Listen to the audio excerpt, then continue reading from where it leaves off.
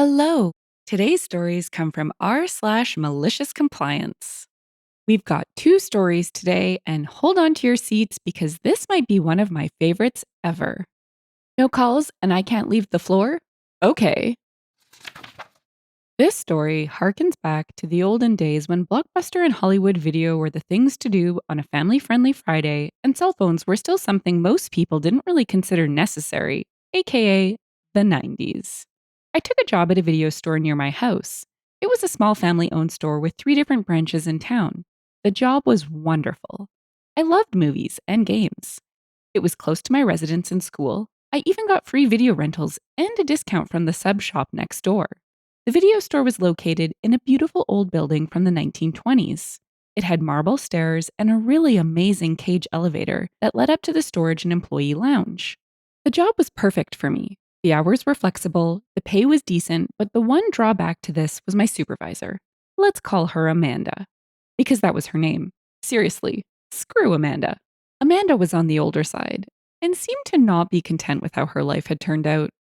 As a result, she took all of her frustrations out on anyone she could, especially those people who she worked with who happened to be younger. If you were a college student like myself, you earned a special extra helping of disdain from her. I mean, really, how dare you decide to actually have aspirations of making more than $7.50 an hour? While I'm generally fairly tolerant of people like Amanda, she really went the extra mile to annoy me as much as humanly possible. She was bitter, mean, petty, and did anything and everything she could to just be plain unpleasant. She wasn't even nice to customers. The only upside to this attitude was that she didn't let Karen customers get away with their Karenness. I might have been able to take more if she happened to be particularly knowledgeable or good at her job. She was neither, and only appeared to have the job because of good old nepotism. She was the daughter in law of the owner. She knew nothing about movies or games or gaming systems or anything we rented or sold. When a customer had a question, she would pawn them off on another employee. When she had a problem with the computers, who did she call to fix it? Me. When there was a delivery that needed to be checked into the system, who did she call? Me. When stock needed to be dragged up to the stockroom, that'd be me again. Any unpleasant task that came up, she would always try to give it to me. Generally, she hid in the back watching TV or talking on the phone, which did tie up the store's landline for literally hours, or doing anything and everything she could to avoid doing her actual job. When I brought up Amanda to Ken, the owner, he simply sighed and gave a pained look and asked me to just try to bear with it and stay out of her way if I could. I got the distinct impression that Ken didn't much care for her either, but she was his daughter in law. He did his best to try to make sure I wasn't scheduled to work with her, but at least once a week I had to work with this paragon of kindness and light.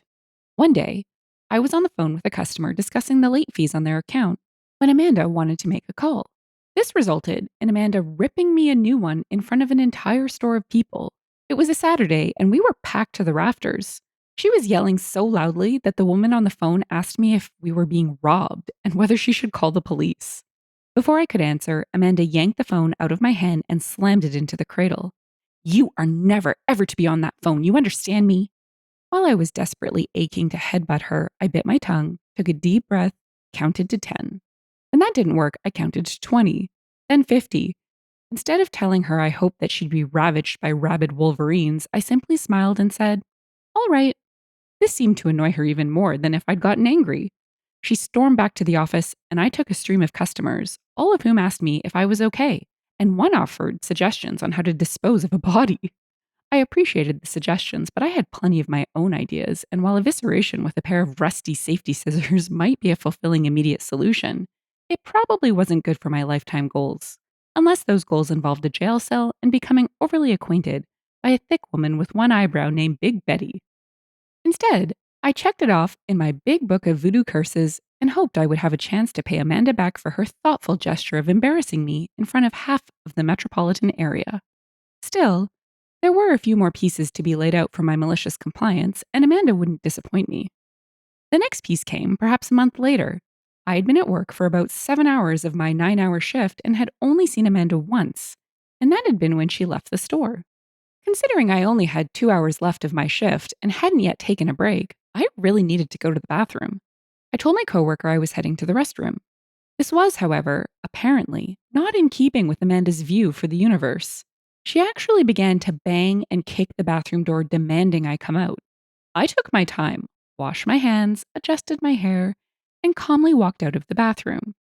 While she began to scream, I ignored her and walked up to the front of the store and took the cart of movies to be reshelved. She grabbed the front of the cart and swiped the movies off of the top. She then informed me of my questionable parentage, told me that I like to passionately hug mothers, and that I was a female dog. Really, I had no idea about any of these things about myself. I thought all that time that I was just your regular, everyday college student. I could have probably gotten on television if I had known how unique I was sooner.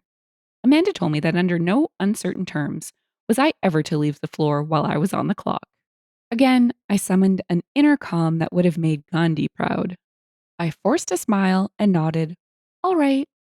While I seemed calm on the outside, I had made up my mind that I would have my chance. No matter how small, I would have my moment.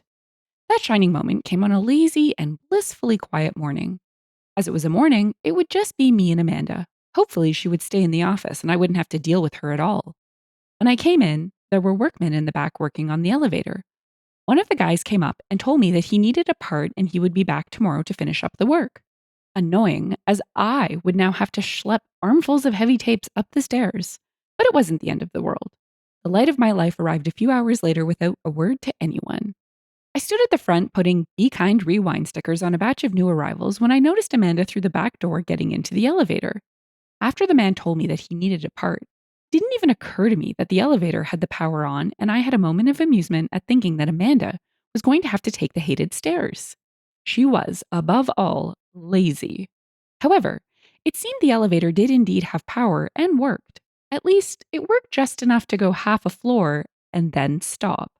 It was just close enough to the upper floor that climbing out onto that floor was impossible, and just far enough from the lower floor that climbing out was impossible.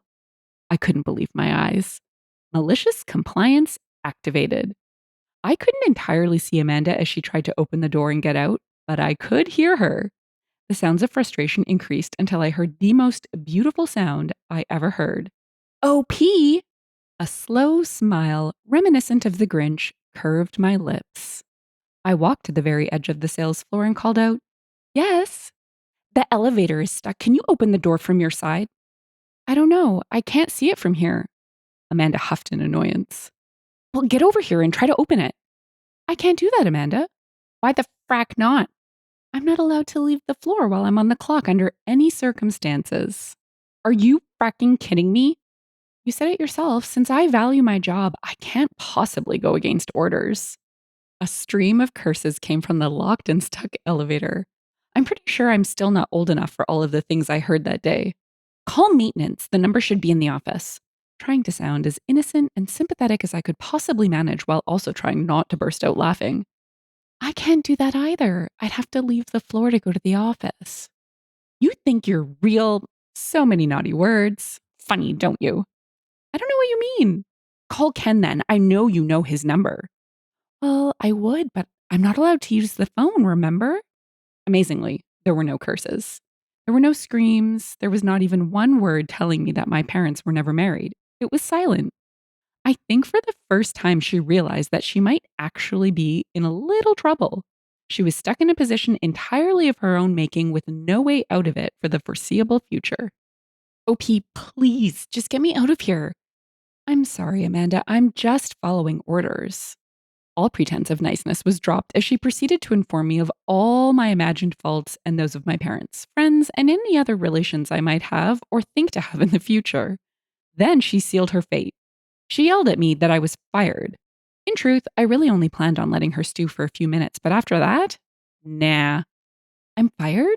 Okay, then I guess I'll head home. Oh, I should also let you know that Bill called and said he'd be in at 7 instead of 5. He has to pick up his brother from the airport, so I guess you'll be in there for a while yet. I hope you've got a book or something. What?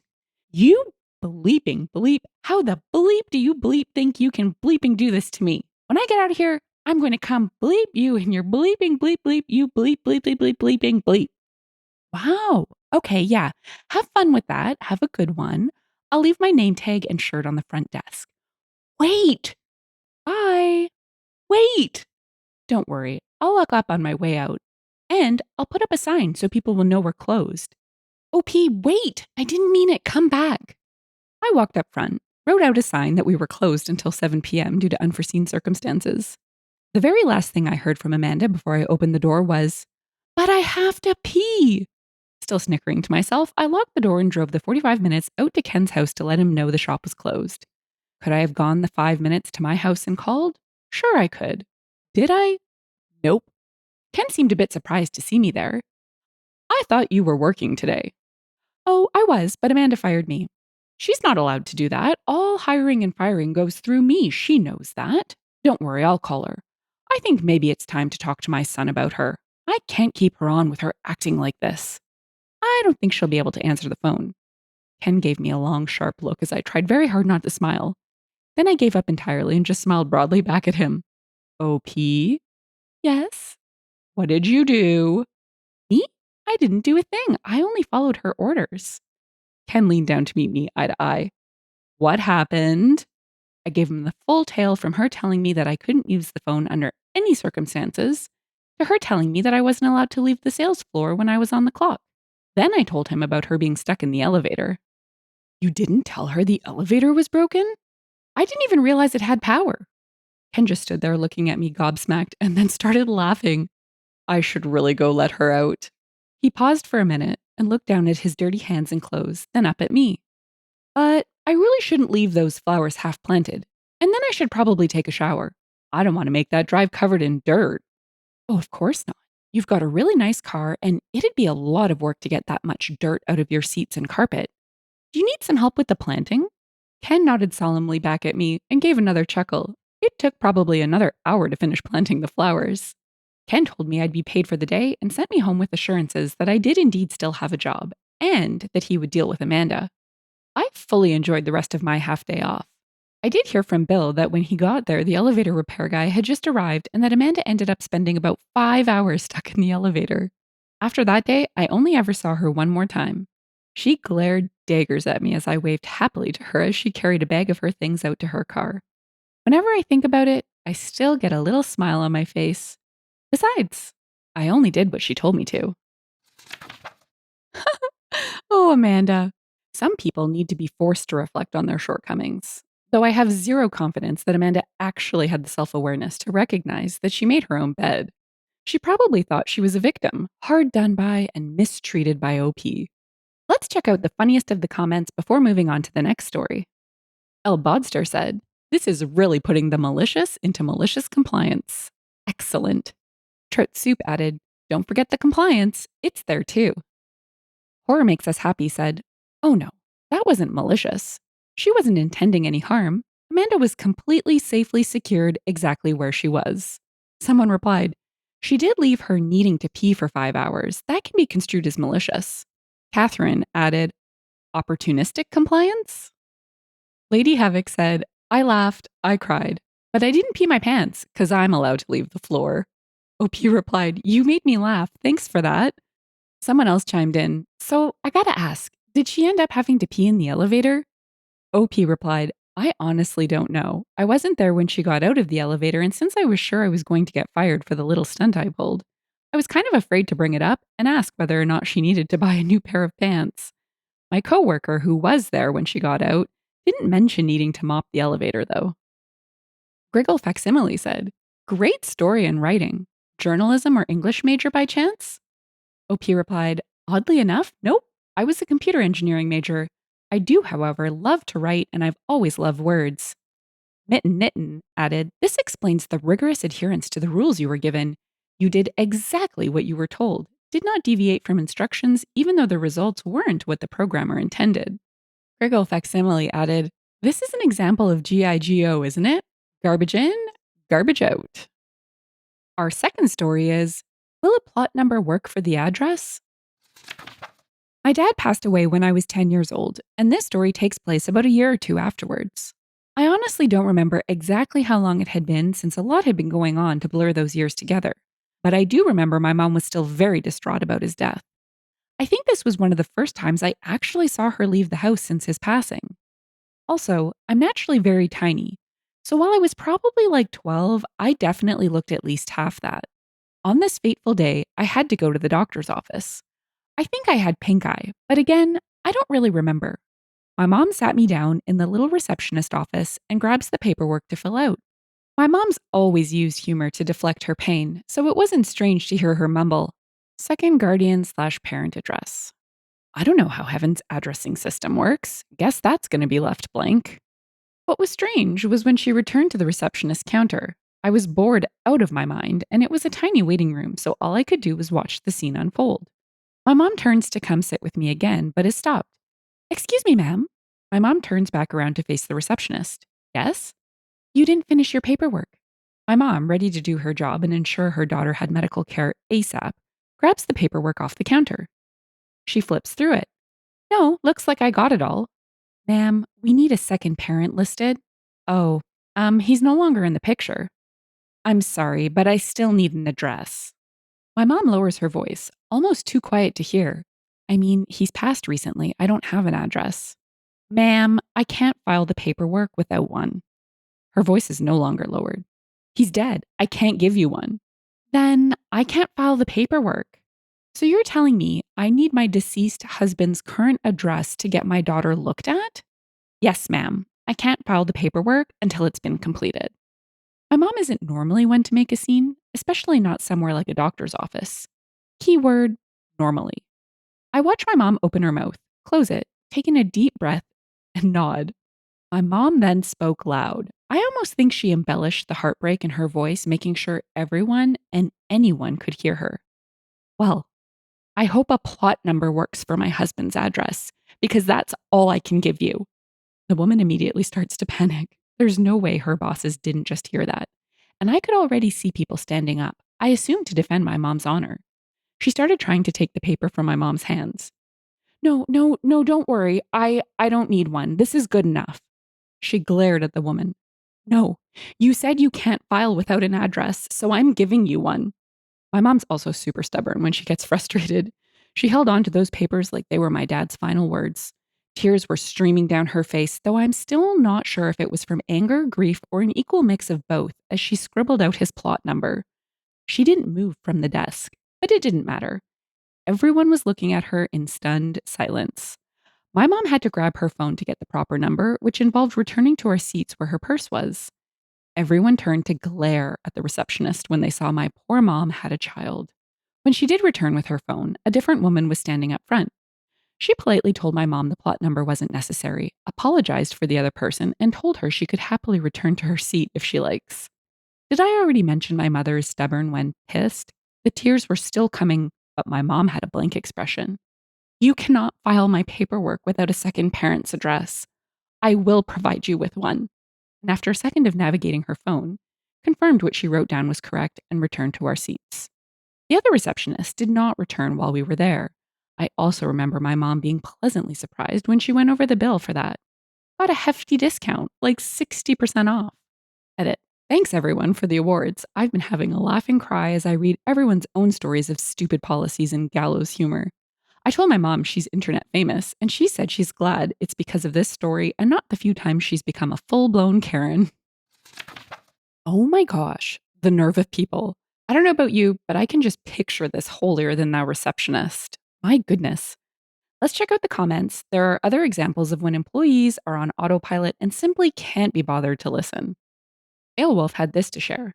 My mom was the executor of my Nan's will when she passed away.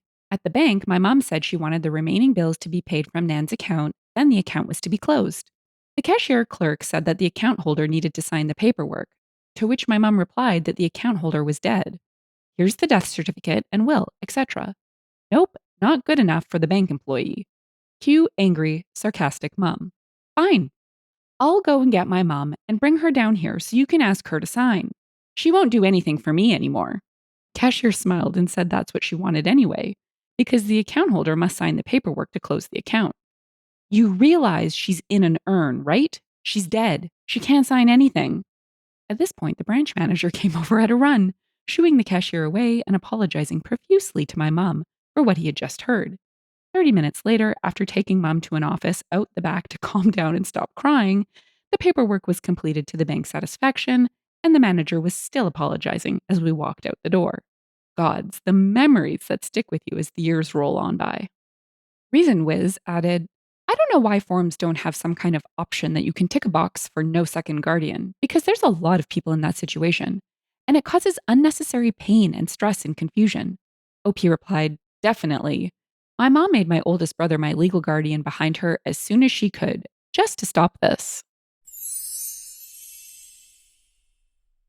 If you've enjoyed the story and would like to hear more, consider liking, subscribing, and leaving a comment. Thanks, and bye for now.